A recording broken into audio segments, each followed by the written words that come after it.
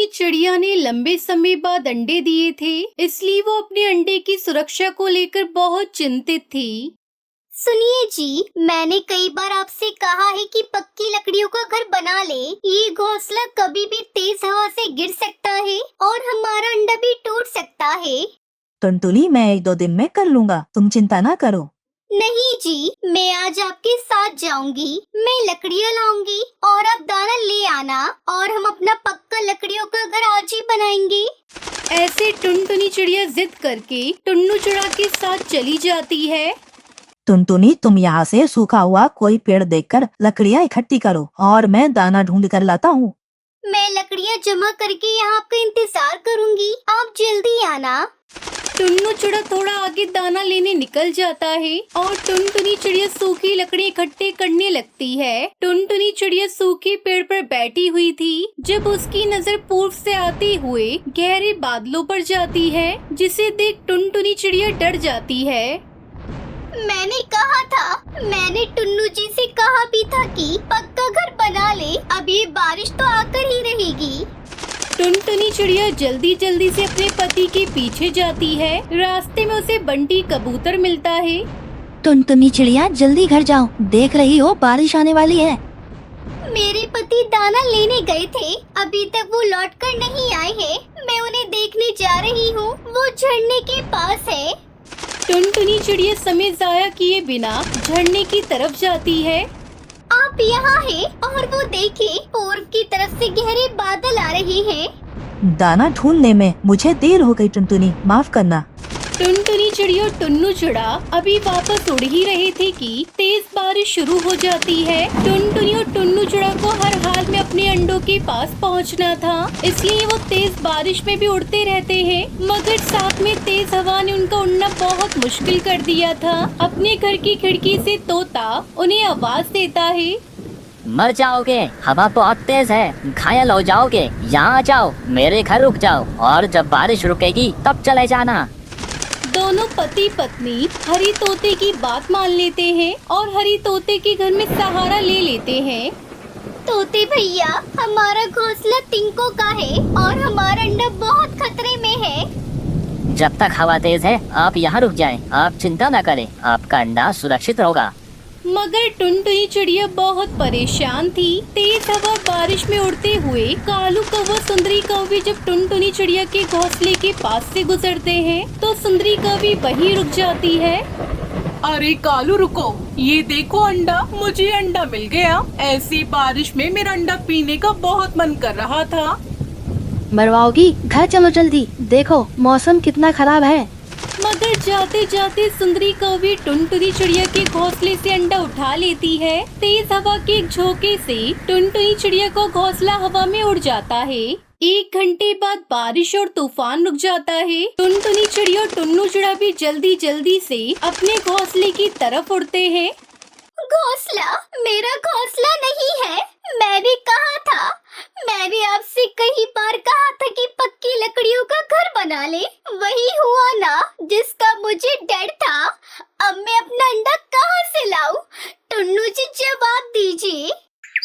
टुन्नू चिड़ा उसे समझाने की कोशिश करता है, मगर टुनटुनी चिड़िया अपने घोंसले की जगह पर बैठकर रोती रहती है। सुंदरी कौवी अंडे पीने की तैयारी कर रही थी कि तभी उसकी छोटी बहन गोरी कौवी आ जाती है। सुंदरी दीदी, मुझे मम्मा ने भेजा है। मम्मा को तेज बुखार और साथ फ्लू भी है। मम्मा कहती है मेरे लिए किसी पक्षी का अंडा चुरा कर लाओ, वो अंडा खाएगी तो फिर ही ठीक होगी। ठीक समय पर आई हो तुम। ये अंडा मैं आज एक चिड़िया के घोंसले से उठा कर लाई हूँ, तुम ये अंडा मम्मा के लिए ले जाओ। फिर सुंदरी कौवी चिड़िया का वो अंडा टोकरी में रखकर अपनी बहन गोरी कौवी को दे देती है, जिसे लेकर सुंदरी कौवी की छोटी बहन गोरी कौवी वापस अपने घर उड़ जाती है। टुनटुनी, तुमने जो लकड़ियाँ जमा की थी वो कहाँ है? मुझे नहीं बनाना अपना घर, ना ही घोंसला। जब मेरा अंडा ही नहीं रहा तो मैं घर किसके लिए बनाऊं? जो हुआ तुम उसे भूल जाओ। मुझे भी अंडे का उतना ही दुख है, मगर हम पक्षी कर भी क्या सकते हैं। मम्मा ले आई, मैं सुंदरी बहन से अंडा ले आई। मुझे पता था मेरी सुंदरी बेटी मेरे लिए किसी पक्षी का अंडा जरूर चुरा लेगी। फिर गोरी कौवी जैसे ही टोकरी से पत्ते हटाती है वो उछलकर दूसरी तरफ गिर जाती है क्योंकि अंडे से एक छोटा बच्चा निकल आया था। मम्मा ये क्या हुआ? अंडे से तो रास्ते में बच्चा निकल आया। ये बच्चा तो किसी चिड़िया का है। क्या आप मेरी दादी हैं या फिर मेरी नानो? आप कौन है? अगर आप मेरी मम्मा हैं तो आप काली क्यों हैं? और मेरे पापा कहाँ हैं? आप पक्का घर बनाने की बात कर रहे थे ना? क्या आपने मेरे लिए पक्का घर बना लिया? एक ही पल में छोटा बच्चा इतनी सारी बातें करता है।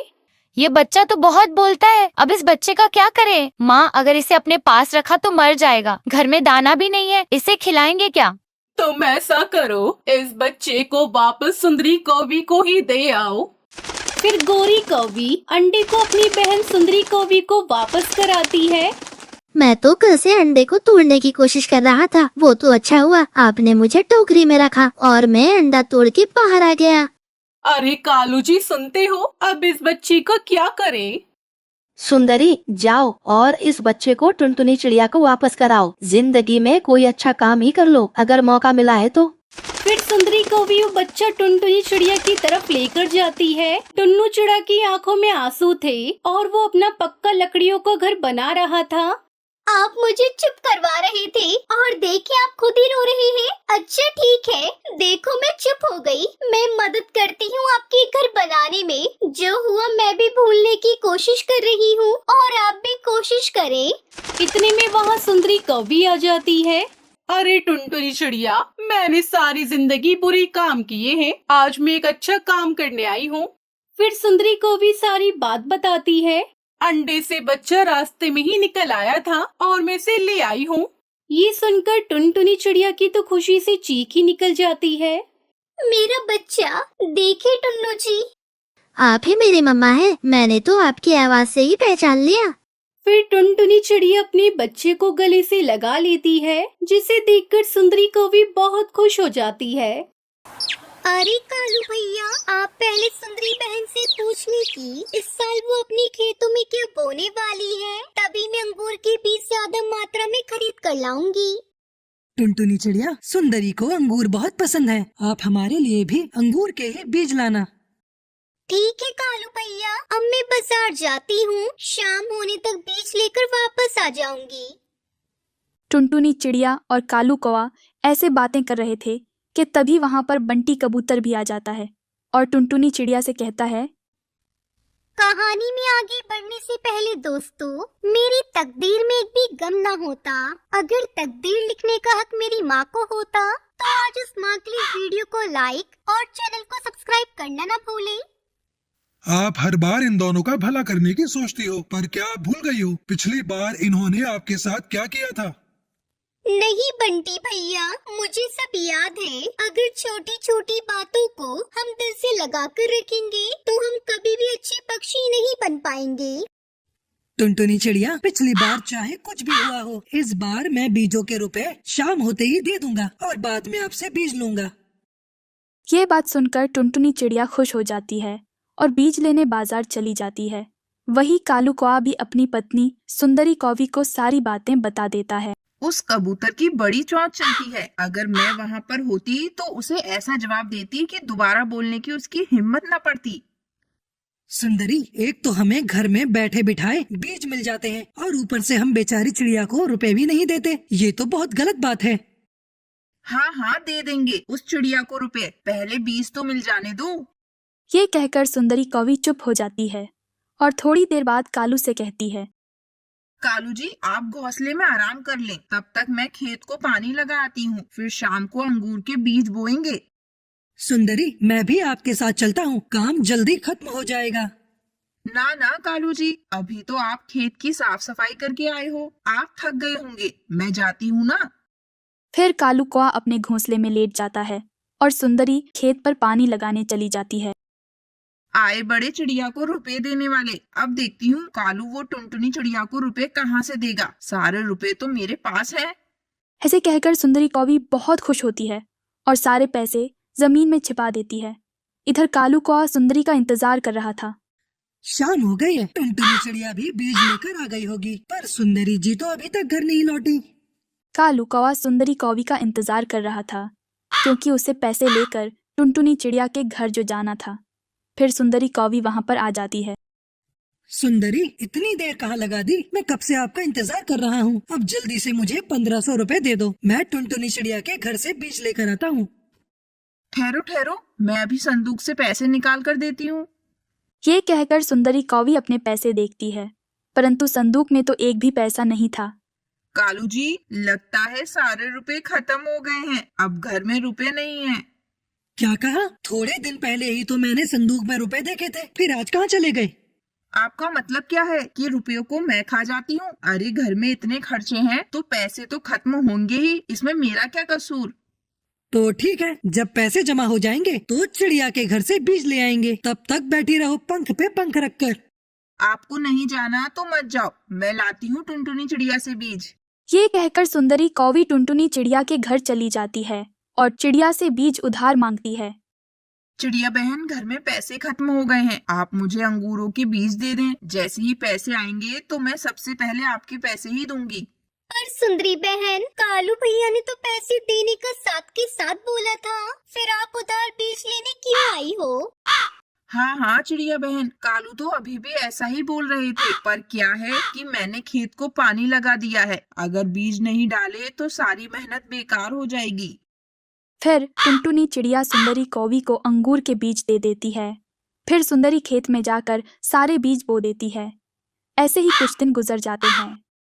अब काफी दिन हो गए, कालू अभी तक खेतों में एक भी पौधा नहीं निकला है। अब तो मैं चिड़िया को रुपए नहीं दूंगी। जब अंगूर की फसल तैयार हो जाएगी और अंगूर लगने लगेंगे तभी उसे पैसे मिलेंगे। इस तरह से कुछ दिन निकल जाते हैं। टुनटुनी चिड़िया के खेतों में अंगूर की बेल निकल आई थी और उन पर अंगूर भी लगने लगे थे। ये देखकर सुंदरी कौवी को बहुत गुस्सा आता है और वो कालू से कहती है, खबरदार कालू जी, जो इस टुनटुनी चिड़िया को आज के बाद बीजों के पैसे भी दिए, वरना मुझसे बुरा कोई नहीं होगा। एक तो खराब बीज देकर मेरी सारी मेहनत खराब करवा दी। अगर हमारे खेत में अंगूर की फसल नहीं हुई तो इसमें चिड़िया की कोई गलती नहीं, और मैं कैसे भी करके पैसे तो देकर ही रहूंगा। कालू कौवे की ये बात सुनकर सुंदरी कौवी गुस्से में वहां से चली जाती है। तभी टुनटुनी चिड़िया कालू कौवे से कहती है, कालू भैया, मैं सुंदरी बहन के गुस्से को समझ सकती हूँ। आप मेरी आधी अंगूर की फसल ले ले, फिर सुंदरी बहन आपसे कभी नहीं लड़ेंगी। टुनटुनी बहन, आप बहुत अच्छी चिड़िया हैं। पता नहीं कब सुंदरी को अकल आएगी। रात होते ही सुंदरी कौवी टुनटुनी चिड़िया के खेत पर चली जाती है। अगर मैं अंगूर नहीं खाऊंगी तो इस मोटी चिड़िया को भी अंगूर नहीं खाने दूंगी। इसकी सारी खेती बर्बाद कर दूंगी। ये सोचकर सुंदरी कौवी अंगूरों को तोड़ती है, उन्हें दूर फेंकती है। वो पंजों से बेलों को भी उखाड़ फेंकती है। तभी ये सब जिगरबाज देख लेता है और कहता है, ओए ओए दुष्ट कौवी, भोजन को जाया कर रही है। ओए, तुझे जरा भी शर्म नहीं आती? मेरी बात मान ले और यहाँ से चली जा। लेकिन सुंदरी कौवी उसकी बातें नहीं सुनती। वह बस अंगूरों को फेंके ही जा रही थी। ओए ओए, अब इसको अपने तरीके से ही रोकना पड़ेगा, वरना ये सारी फसल को खराब कर देगी। फिर जिगरबाज सुंदरी कौवी को पीटना शुरू करता है और उसे घायल कर वहां से चला जाता है। सुबह होते ही कालू कौवा टुनटुनी चिड़िया के खेत पर आता है। सुंदरी, कुछ शर्म करो, ये तुम्हारे बुरे कामों का ही फल है, जो तुम अब कभी नहीं उड़ पाओगी। सुंदरी कौवी को अपने की पर बहुत पछतावा होता है। वो तो कालू कौवे से नजरें भी नहीं मिला पा रही थी। तो प्यारे दोस्तों, हमें इस कहानी से यह सीख मिलती है कि हमें हमेशा ईमानदारी और अच्छाई के रास्ते पर ही चलना चाहिए।